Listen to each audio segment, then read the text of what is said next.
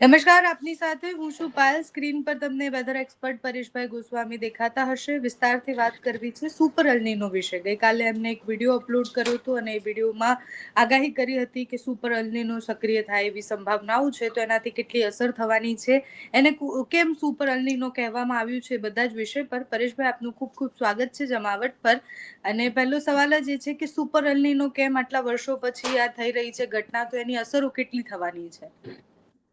પહેલી વાત તો એ છે બેન કે આમ જોવા જઈએ તો અલ્નીનો એટલે ઘણા બધા મિત્રો છે આ શબ્દ ચોક્કસથી મીડિયાના મારફતે કોઈ વેધર એક્સપર્ટ પાસેથી સાંભળતા હશે. લોકોની અંદર અલ્નીનો સાંભળીને એક ડર ઉત્પન્ન થાય છે કે અલ્નીનો આવે છે તો હવે તો દુષ્કાળ પડશે અથવા તો ચોમાસું ખૂબ ખરાબ જશે, એક આવો મેસેજ જતો હોય છે. ત્યારે સંપૂર્ણ આખી જે વિગત છે એના ઉપર આપણે પ્રકાશ પાડવો છે જેથી કરીને લોકોનો એક ડર છે એ નીકળી જાય. હવે પહેલી વાત તો એ છે કે અલ્નીનો એટલે શું. પહેલા તો જે અલ્નીનો છે દર 2 થી 7 વર્ષે સક્રિય રેગ્યુલર થતો હોય છે. કોઈ વર્ષે 3 વર્ષે થાય, 5 વર્ષે થાય, અને જ્યારે પણ અલ્નીનો સક્રિય થાય છે ત્યારે 1 અથવા તો 2 વર્ષ સુધી કન્ટિન્યુ આપણે જોવા મળતું હોય. અમુક કેસમાં એવું પણ છે કે 2 વર્ષ કરતા પણ વધારે વર્ષ સુધી અલ્નીનોની ઇફેક્ટ આપણે જોવા મળી છે. અલ્નીનો એટલે આમ તો જે સમુદ્રી સપાટીનું જે ટેમ્પરેચર ઊંચું જાય છે ત્યાં જે પાણી ગરમ થાય છે એ આપણે કહેવામાં આવે છે. જેની અંદર જોવા જઈએ તો જે આપણી ભૂમધ્ય રેખા છે એટલે કે જે અરબ સાગર ને બંગાળની ખાડી એનાથી જે નીચેનો ભાગ છે એને આપણે હિન્દ મહાસાગર કહીએ છીએ. પછી એ જે વચ્ચેની જે રેખા છે ભૂમધ્ય રેખા, જેને વિષુવવૃત્ત કહીએ છીએ, એ વિષુવવૃત્ત છે એ આપણે જે શ્રીલંકાથી નીચે થઈ અને પૂર્વ તરફ પણ આગળ જતી હોય, પશ્ચિમ તરફ પણ આગળ જતી હોય છે. એટલે એ જે ઓસ્ટ્રેલિયા અને ત્યાંથી પછી આગળના જે દેશો તરફ એ આગળ વધે છે, પેરુ છે, ચીલી છે વગેરે દેશો તરફ આપણે જોવા મળતી હશે. હવે એ જે સમુદ્રી સપાટી છે એમાં જે ખાસ કરીને પ્રશાંત મહાસાગર છે, જેને આપણે પેસિફિક મહાસાગર કહીએ છીએ, એ પ્રશાંત મહાસાગર છે એમાં ઓસ્ટ્રેલિયાથી લઈ અને આગળના જે ટાપુઓ સુધી જે સમુદ્રી સપાટીનું તાપમાન ઊંચું જાય છે. માની લઈએ કે જે પૂર્વ સાઈડનું તાપમાન છે એ ખૂબ ઊંચું હોય તો તેને પછી આપણે અલ્નીનો સક્રિય થયો કહેવાય. માની લઈએ કે પશ્ચિમ સાઈડનું જો તાપમાન ઊંચું છે તો લાનીના થાય છે. કેમ કે પશ્ચિમ સાઈડનું તાપમાન ઊંચું થાય છે તો ત્યાંનું જે ઠંડા પાણીઓ છે એ પૂર્વ તરફ ખસી જતા હોય છે, એટલે ત્યાં પછી લાનીના સક્રિય થાય છે. એટલે આ જે સમુદ્રી સપાટીનું જે તાપમાન છે એને ખાસ આપણે અલ્નીનો ને લાનીના તરીકે ઓળખીએ છીએ. હવે વાત છે કે આ વર્ષે સુપર મેગા અલ્નીનો સક્રિય થવાની સંભાવનાઓ છે. આવું આજથી લગભગ 149 વર્ષ પહેલા થયું હતું. એટલે હવે 150 વર્ષ પછી ફરીથી આ સુપર મેગા અલ્નીનો સક્રિય થવા જઈ રહ્યો છે. જેની અંદર જોવા જઈએ તો વર્ષ 1877માં સુપર મેગા અલ્નીનો સક્રિય થયો હતો. એ સુપર મેગા અલ્નીનોને કારણે પૃથ્વી ઉપર લગભગ 4% વસ્તી છે એ પાણી અને અનાજ વગર મૃત્યુને ભેટી હતી. એટલે આ ખૂબ ગંભીર ઘટના છે આપણા ભૂતકાળની. જોકે આપણે આ જે મીડિયામાં કે અલગ અલગ જગ્યાએ ઘણી વખત લોકો સાંભળતા હોય કે ભાઈ ત્યારે જો આજથી 149 વર્ષ પહેલા અલ્નીનોને કારણે જે દુષ્કાળ પડ્યા ને એને કારણે ભૂખ અને જે પાણીના અભાવે લોકોના મૃત્યુ થયા હોય તો આજના સમયે એ ડર રાખવાની જરૂર નથી. એનું એક લોજિક એવું પણ છે કે એ સમયે ટેકનોલોજી નહોતી, અત્યારે ટેકનોલોજી છે. અત્યારે જમીનમાંથી ઊંડેથી પણ પાણી સિંચાઈ કરવાની આપણી પાસે વ્યવસ્થા છે, બોરવેલ છે, કુવા છે, પાણીની મોટરો છે, હાઇબ્રિડ બિયારણો છે, જેથી કરીને આપણી પાસે અનાજ અને વગેરે જે જથ્થો હોય ઉપલબ્ધ છે પૃથ્વી ઉપર. એટલે હવે 150 વર્ષ પછી આપણે હવે એ પરિસ્થિતિનું નિર્માણ ન થાય એનાથી કોઈ ડરવાનું નથી. બીજી વાત એ કરવાની છે કે સુપર મેગા અલ્નીનો. હવે આ જે સુપર મેગા અલ્નીનો છે એટલે કે જે નોર્મલી રીતે જે અલ્નીનો સક્રિય થતો હોય છે એટલે કે એમાં તાપમાન છે એ નોર્મલ આસપાસ ઊંચું જતું હોય છે, પણ આ વર્ષે જે તાપમાન ઊંચું જવાનું છે તે ભયંકર રીતે પ્રશાંત મહાસાગરનું તાપમાન ઉચકાવાનું છે. એટલે એને એક લિમિટ ક્રોસ કરે છે. જેવી રીતે આપણે સિસ્ટમ હોય છે વરસાદી, એમને પણ અમુક કેટેગરી પછી નામ આપવામાં આવતું હોય. શરૂઆતમાં એ એન્ટી સાયક્લોન હોય છે, એન્ટી સાયક્લોનિક સર્ક્યુલેશન હોય છે, ત્યાર પછી લો પ્રેશર બને, વેલમાર્ક લો પ્રેશર બને, ડિપ્રેશન બને, ડીપ ડિપ્રેશન બને. એ સિસ્ટમ જેટલી પણ મજબૂત બને ને એમ એને અલગ અલગ કેટેગરીનું એનું નામ આપવામાં આવતું હોય છે. એવી જ રીતે અલ્નીનોની અંદર પણ અત્યારે એકદમ અતિ તીવ્ર આ અલ્નીનો સક્રિય થવા જઈ રહ્યો છે, એટલે આને હવે સુપર અલ્નીનો કહેવો પડશે. જોકે અત્યારે હજી અલ્નીનો સક્રિય થયો નથી, પણ આવનારા દિવસની અંદર થશે. અત્યારે જોવા જઈએ તો પ્રશાંત મહાસાગરની જે કન્ડિશન છે બેન, એમાં 8046 કિલોમીટરની અંદર ગરમીનું જે એક વાતાવરણ ફેલાયેલું છે, એક ગરમીની ચાદર પથરાઈ ગઈ છે. અને એનું પણ મુખ્ય કારણ છે કે છેલ્લા 2 વર્ષથી જે ઉત્તર ગોળાર્ધ છે, જે પૃથ્વીનો જે નોર્થ ધ્રુવ છે, એ નોર્થ ધ્રુવમાં અને જે અમુક જે બરફ વર્ષા થવી જોઈએ, બરફનું પ્રમાણ હોવું જોઈએ, બરફની ચાદર પથરાયેલી રહેવી જોઈએ, એ થોડીક ઓછી થઈ છે. એનું પણ કારણ છે કે આપણે છેલ્લા 2 વર્ષથી હવામાનની અમુક કન્ડિશનોને કારણે બરફ વર્ષા ઓછી જોવા મળી છે. જેમાં જોવા જઈએ તો ગયા શિયાળામાં ડિસેમ્બરમાં તો શિયાળા જેવું કશું લાગતું જ ન હતું. એટલે એ જે કન્ડિશનને કારણે હવે આ તાપમાન છે એ વધી રહ્યું છે, કેમ કે ઉત્તર ગોળાર્ધમાં બરફનું પ્રમાણ ઘટ્યું છે, એટલે પ્રશાંત મહાસાગરનું તાપમાન છે એ વધી રહ્યું છે. હવે આ વધી રહ્યું છે એટલે આ થોડું વધારે સ્ટ્રોંગ થવાનું છે, જેને કારણે સુપર મેગા અલ્નીનો સક્રિય થશે. હવે અહીંયા વાત એ છે કે તો આપણે વરસાદનું કેવું રહેશે? દુષ્કાળ પડશે, સારા વરસાદો થશે? જો આપણે વખતો વખતના જે અમારા જે પ્રિડિક્શન હોય છે એની અંદર ને મારો જે વર્ષોનો અનુભવ છે એના ઉપર હું આપને એટલું ચોક્કસથી કહું કે જ્યારે પણ અલ્નીનો સક્રિય થાય ત્યારે ચોક્કસથી દક્ષિણ એશિયાના દેશો છે, જેમાં ભારત, પાકિસ્તાન હોય, અફઘાનિસ્તાન હોય, અથવા તો બાંગ્લાદેશ છે, ભૂતાન, નેપાળ, મ્યાનમાર, થાઈલેન્ડ, આ જે બધા તમામ દેશો, આ દક્ષિણ એશિયાઈ દેશોની અંદર હંમેશા દુષ્કાળ અથવા તો વરસાદ ખૂબ અનરેગ્યુલર પડે અને ઓછા વરસાદ અલ્નીનો વખતે થતા હોય છે. પણ એવા પણ રેકોર્ડ છે કે માની લે કે એ અલ્નીનો સક્રિય થાય છે, એ દરમિયાન આપણે જે આઈઓડી છે એ નેગેટિવ ન થાય, આઈઓડી પોઝિટિવ ફેઝમાં રહે તો પણ ભારતનું ચોમાસું છે તે સારું રહેતું હોય છે. એટલે આ વર્ષમાં જે અમારું વ્યક્તિગત જે પ્રિડિક્શન છે બેન, એમાં એટલી વાત ચોક્કસ છે કે અલ્નીનો સક્રિય થશે, પણ આઈઓડી એટલે કે જે ઇન્ડિયન ઓશન ડિપોલ છે એ તો પોઝિટિવ રહેવાનો છે. એટલે એ પોઝિટિવ રહેવાને કારણે આપણું ચોમાસું છે જે એક અત્યારે એક ભયનો માહોલ ફેલાવાનો છે એટલું નબળું નથી રહેવાનું. આપણું ચોમાસું છે એ મધ્યમથી સારું રહેવાનું છે. જો કે અલ્નીનો છે હજુ આપણે સક્રિય થયો નથી.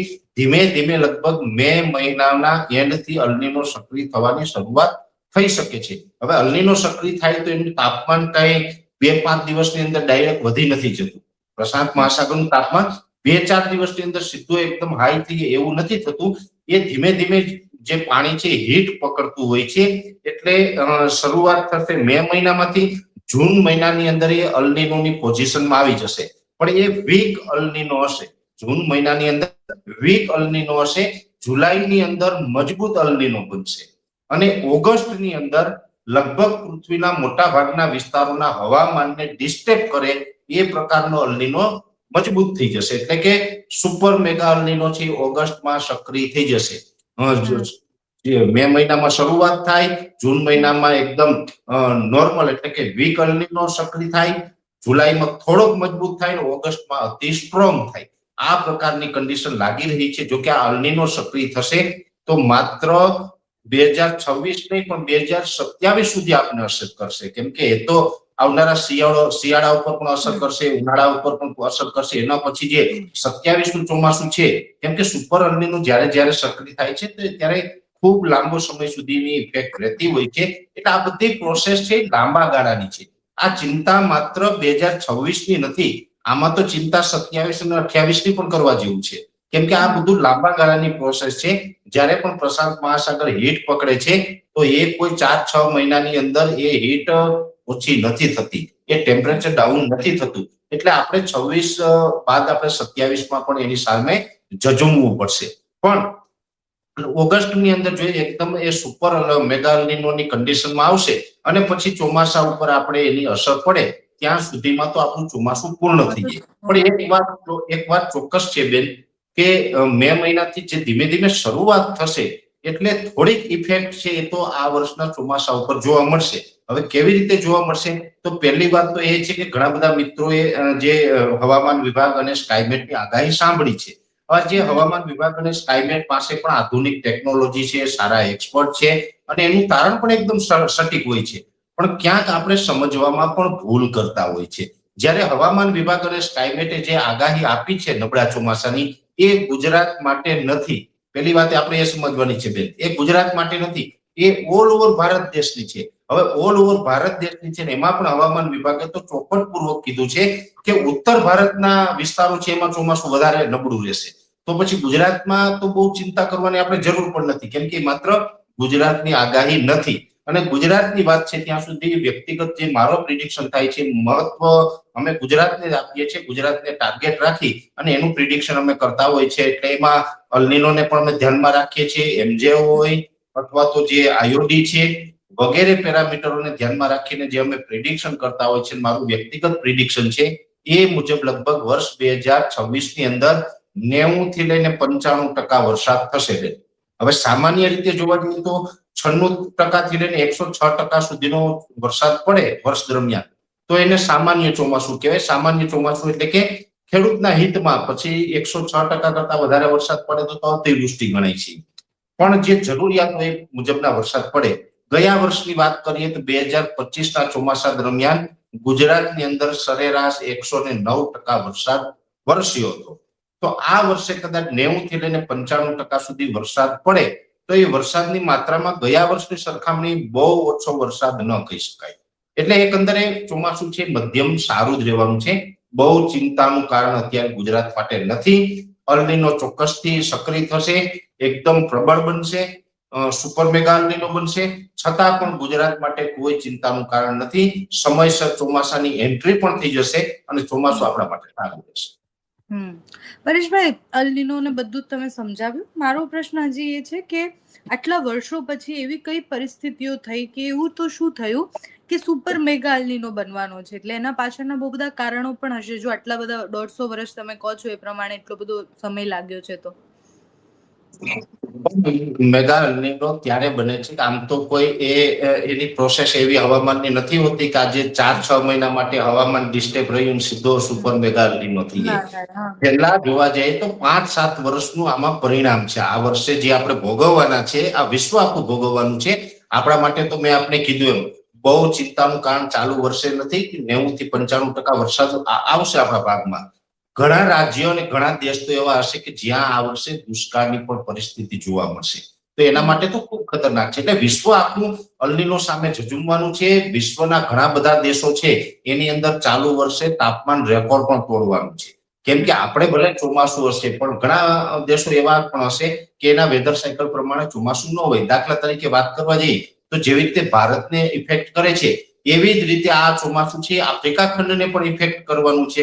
કેમ કે અલ્નિનો છે એની અસર તો ત્યાં સુધી જાય છે કેમ કે આપણા જે અરબ સાગર છે એને લાગુ આ આખો ખંડ છે આફ્રિકાની અંદર જોવા જઈએ તો હું જયારે 2023 ની અંદર વેધર માટેનું જે આખું રિસર્ચ કરવા માટે આફ્રિકાના કેન્યા ગયો હતો ત્યારે મેં ત્યાંના ચોમાસાની આખી પેટર્નને સમજવાનો પ્રયત્ન કર્યો હતો.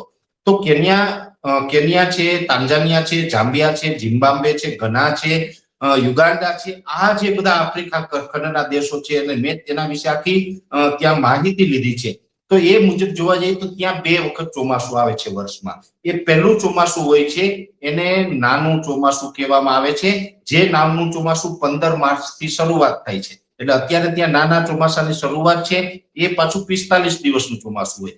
બીજું ચોમાસું છે એ આપણે ગુજરાતની અંદર જ્યારે મોન્સૂન વિડ્રોલ પ્રોસેસ ચાલતી હોય ત્યારે એટલે કે સપ્ટેમ્બર મહિનામાં ત્યાં પાછું મોટું ચોમાસું આવે છે. એ થોડુંક લગભગ 2.5 મહિના જેવું ચાલે છે. એટલે કે 60 થી 75 દિવસ સુધીનું ચાલે છે. ત્યાં 2 ચોમાસાની પેટર્ન આવે છે અને એ પ્રકારે ત્યાંની આખી ખેતી થાય છે. તો એના ઉપર તો અલ્નિનો છે આપણા કરતા પણ વધારે ઇફેક્ટ કરશે.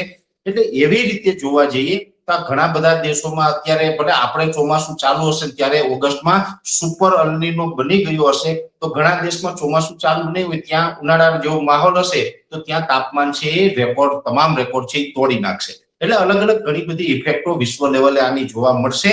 અને આ જે છે લાંબા ગાળા એટલે કે 5-7 વર્ષથી સતત જે કંઈ આપણે એક જે વેસ્ટર્ન ડિસ્ટર્બન્સ જે શિયાળા દરમિયાન પસાર થતા હોય એ વેસ્ટર્ન ડિસ્ટર્બન્સ છે થોડાક હવે નબળા થઈ રહ્યા છે. એને કારણે બરફ વર્ષા છે સતત ઘટી રહી છે. અને આ વર્ષે પણ જોવા જઈએ તો લગભગ 68% બરફ વર્ષા જોવા મળી. રેગ્યુલર જે બરફ પડવો જોઈએ એના કરતા 32% બરફ ઓછો પડ્યો છે. એટલે આ જે બરફ વર્ષા છે એનું પણ એક મેઇન કારણ છે. અને બાકી ગ્લોબલ વોર્મિંગ સામે તો આપણે વર્ષોથી ઝઝૂમીએ છીએ. અત્યારે બરફ વર્ષા છે 32% ઓછી થાય તો એ આપણે પ્રશાંત મહાસાગર ઉપર ગ્લોબલ વોર્મિંગની અસર વધારે થાય અને ત્યાં સુપર મેગા અલ્નિનો સુધી એને ખેંચી લાવે છે. છેલ્લો નાનકડો સવાલ છે કે પરેશભાઈ, ચોમાસું તમે કીધું એ પ્રમાણે વધારે આપણને ઇફેક્ટ થશે નહીં આની અને ચોમાસું સારું રહેશે સદન? ક્યારથી શરૂઆત થશે પ્રી મોન્સૂન એક્ટિવિટીની, ક્યારથી ચોમાસું બેસશે અને પૂર્ણ થવાનો સમય કેટલો રહેવાનો? ચોક્કસથી આમ જોવા જઈએ તો અમારું જે લાંબા ગાળાનું પ્રિડિક્શન છે એ મુજબ આ લગભગ 29 એપ્રિલથી રાજ્યની અંદર પ્રી મોન્સૂન એક્ટિવિટીની શરૂઆત થઈ જશે. સામાન્ય રીતે જોવા જઈએ તો 1 જૂને કેરળની અંદર ચોમાસાનો પ્રવેશ થતો હોય છે, પણ અત્યારે કેરળ, કર્ણાટક, તમિલનાડુ, પુડુચેરી એ વિસ્તારોની અંદર અત્યારથી પ્રી મોન્સૂન એક્ટિવિટી ચાલુ થઈ ગઈ છે. હવે આપણે લગભગ 29 એપ્રિલથી લઈ અને 5 મે નો જે સમયગાળો છે એની અંદર ગુજરાતના હવામાનમાં પણ પલટો જોવા મળશે.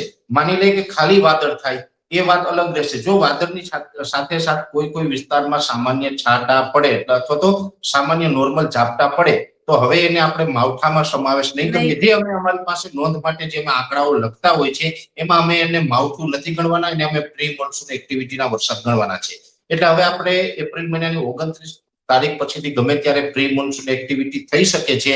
ખાસ કરીને એ પછી ધીમે ધીમે જેમ સમય પસાર થતો જશે એમ પ્રી મોન્સૂન એક્ટિવિટી તેજ થતી જશે અને 22 મે થી લઈને જે 30 મે સુધીનું જે સેશન હશે બેન, એમાં તો ખૂબ તીવ્ર પ્રી મોન્સૂન એક્ટિવિટી થવાની શક્યતાઓ છે અને એમાં અતિ તીવ્ર પ્રી મોન્સૂન એક્ટિવિટી થાય અને એ પછી જૂન મહિનાની અંદર બની શકે આ વર્ષે એવું કે નોર્મલ તારીખ કરતા થોડુંક વરસાદમાં વહેલું થાય. એટલે 12 જૂનથી લઈને 15 જૂન વચ્ચે ગમે ત્યારે ચોમાસું પહોંચી જશે. સામાન્ય રીતે છેલ્લા 5-7 વર્ષથી એવું થતું હતું કે નોર્મલ તારીખ કરતા 1-2 દિવસ મોડું અથવા તો 5-10 દિવસ મોડું થઈ જતું હતું. પણ આ વર્ષે લગભગ વહેલું થશે, મોડું તો નહીં થાય આવું મારું વ્યક્તિગત અનુમાન છે. 12 તારીખ આસપાસ પણ કદાચ ગુજરાતની અંદર ચોમાસાનો પ્રવેશ થઈ શકે અને જૂન મહિનાની અંદર નોર્મલ જે દર વખતે જે જૂનમાં વરસાદ પડે છે એની આસપાસ વરસાદ પડશે. જુલાઈમાં પણ એવરેજ સારા વરસાદ પડશે. એકાદો સ્પેલ છે એ અતિવૃષ્ટિ ટાઈપનો પણ હોઈ શકે છે.